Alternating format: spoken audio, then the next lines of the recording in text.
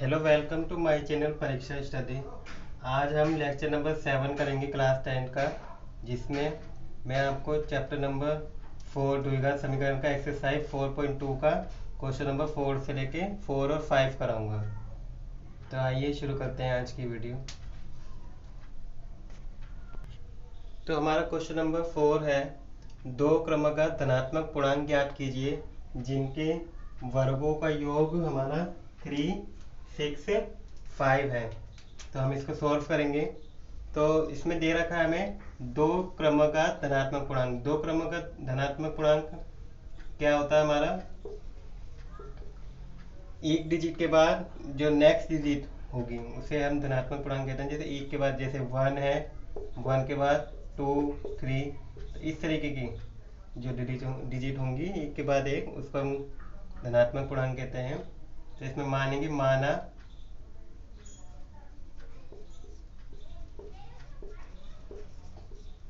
पहले धनात्मक पूर्णांक, धनात्मक का मतलब होता है प्लस में संख्या, पॉजिटिव।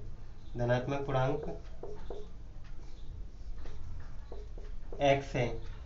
तो जो हमारा दूसरी होगी, तो दूसरी धनात्मक पूर्णांक हमारा x, इसमें कितना ऐड हो रहा है 1, हर डिजिट के बाद कितना ऐड हो रहा है 1, तो इसमें कितना हो जाएगा 1। तो हमारी ये होगी सेकंड। कह रहा है दो क्रमागत धनात्मक पूर्णांक ज्ञात कीजिए जिनके वर्ग, इसका वर्ग और इसके वर्ग, इन दोनों का वर्ग का योग कितना है 3, 6, 5 है। तो प्रश्न अनुसार चलेंगे, या फिर लिख सकते हैं दोनों के वर्गों का योग, या प्रश्न अनुसार लिख सकते हैं प्रश्न अनुसार। पहली संख्या हमारी ये है, इसका वर्ग, प्लस सेकंड संख्या हमारी ये है, इसका वर्ग का स्क्वायर। हमारा कितना है 3, 6, 5 है।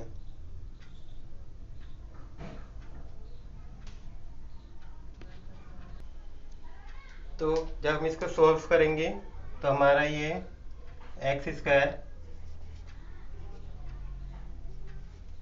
प्लस, यहाँ पे ए प्लस बी के होल स्क्वायर के फॉर्मूले से खोल देंगे, तो एक्स स्क्वायर प्लस 1 स्क्वायर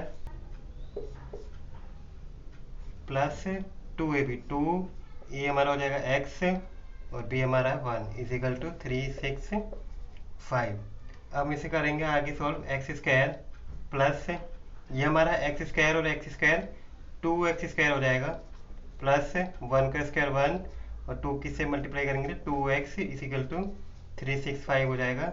अब इसको यहाँ ले आएंगे, 2x square plus 2x plus 1 और इधर आके क्या हो जाएगा, ये माइनस में 3, 6, 5 हो जाएगा।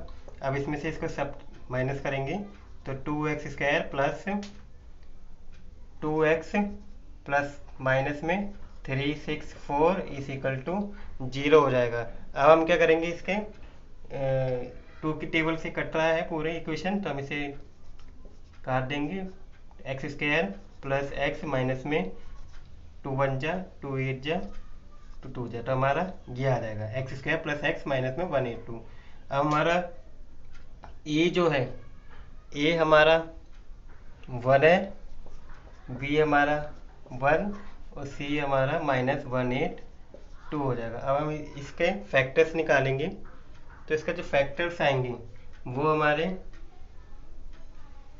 ए इंटू सी, ए हमारा 1 और 182, तो हम क्या करेंगे 182 के फैक्टर्स निकालते हैं।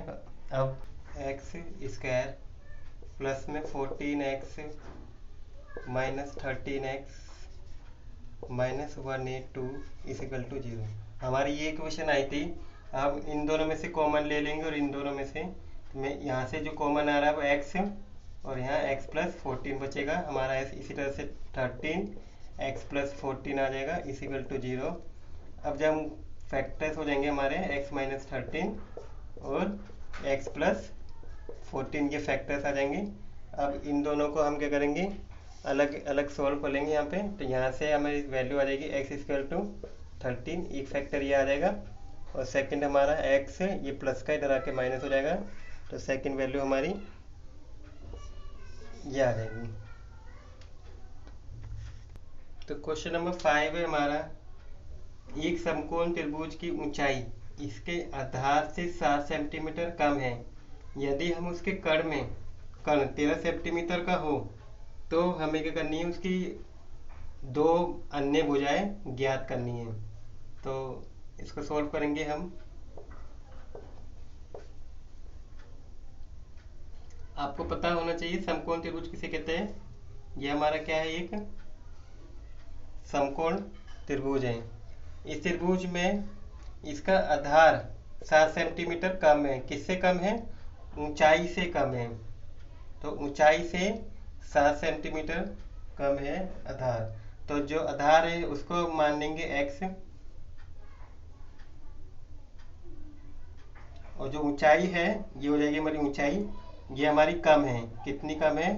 आधार से 7 सेंटीमीटर कम है, तो ये इतनी हो जाएगी। और इसका कर्ण हमें दे रखा है 13 सेंटीमीटर। तो हम यहाँ पे क्या करेंगे, पाइथागोरस प्रमेय से हम इसको सॉल्व करेंगे। तो पहले लिख लेंगे, माना आधार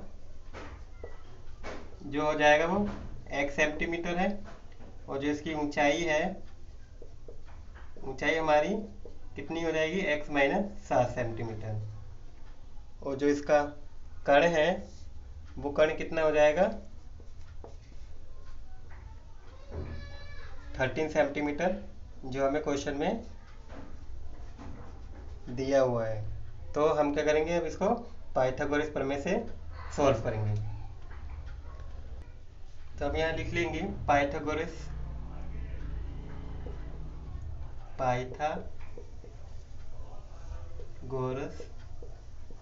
प्रमेय द्वारा क्या हो जाएगा हमारा, x, पाइथागोरस प्रमेय क्या होती है हमारी, आधार का स्क्वायर प्लस ऊंचाई का square plus is equal to किसके बराबर होती है, हमारे कर्ण के स्क्वायर यानी कि वर्ग के बराबर हो जाती है। तो x हमारा आधार कितना है, x, और ऊंचाई कितनी है हमारी, x माइनस 7, और कर्ण कितना है हमारा 13 सेंटीमीटर स्क्वायर।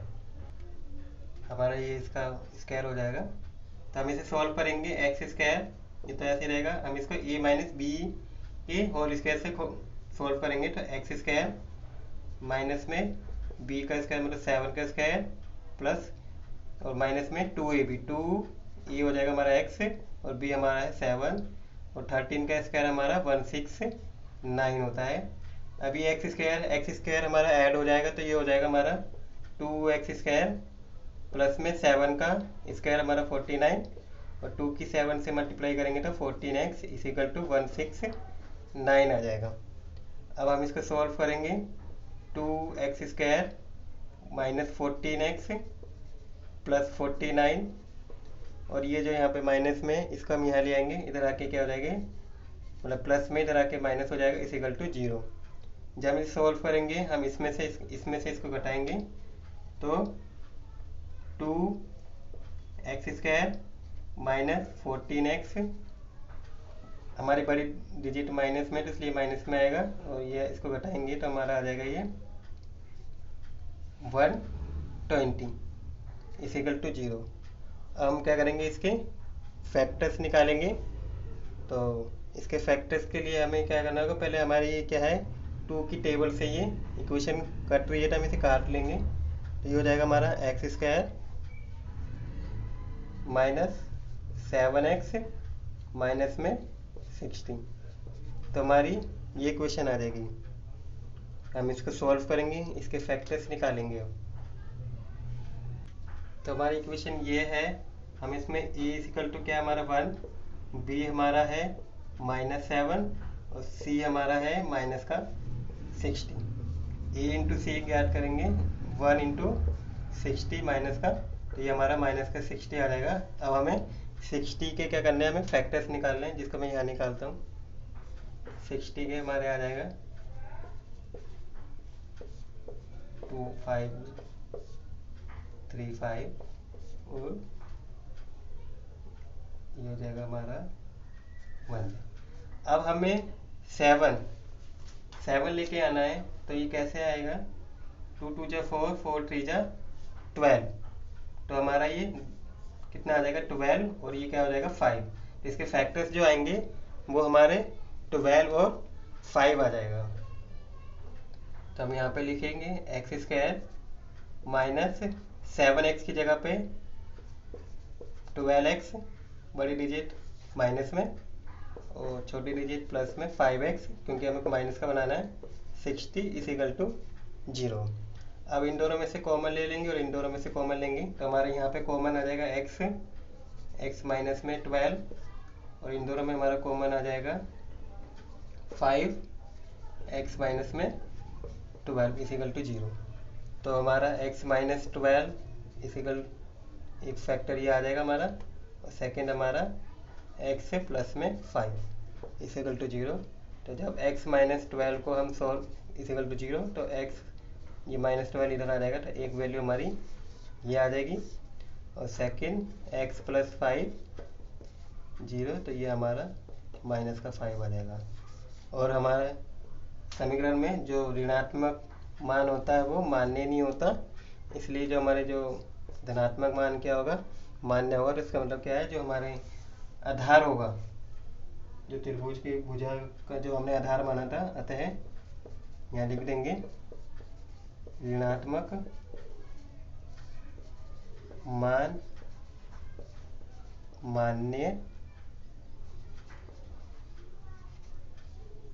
नहीं है। जब हमारा ऋणात्मक मान मान्य नहीं है, तो जो वैल्यू होगी, इसलिए हमारा जो वो आधार होगा, आधार हमारा 12 सेंटीमीटर होगा, और ऊंचाई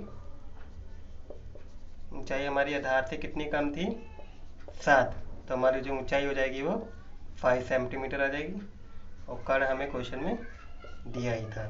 तो हमारे इस तरीके से त्रिभुज की ये तीनों भुजाएं आ जाएंगी 13 सेंटीमीटर। तो ये था हमारा लेक्चर नंबर 7, जिसमें हमने क्लास 12 का एक्सरसाइज 4.2 का क्वेश्चन नंबर 4 और 5 को कवर किया है। अगर आपको मेरी वीडियो अच्छी लगी हो तो please like my video, share my video, and अगर आप मेरे चैनल पे नए हैं तो आप प्लीज़ मेरे चैनल को सब्सक्राइब भी कर सकते हैं, और आप बेल आइकन को प्रेस कर सकते हैं, ताकि मेरे आने वाली जितनी भी वीडियो उसका नोटिफिकेशन आपको सबसे पहले मिल जाए। Thank you for watching my video.